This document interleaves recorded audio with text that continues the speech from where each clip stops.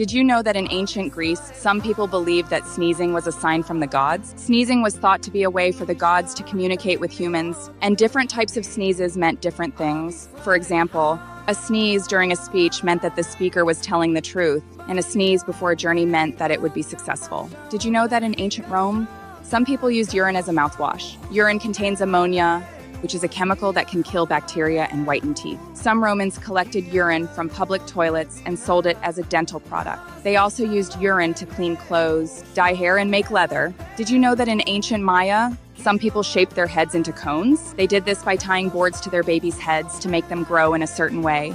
They thought that having a cone-shaped head was beautiful and noble, and that it made them look like the gods.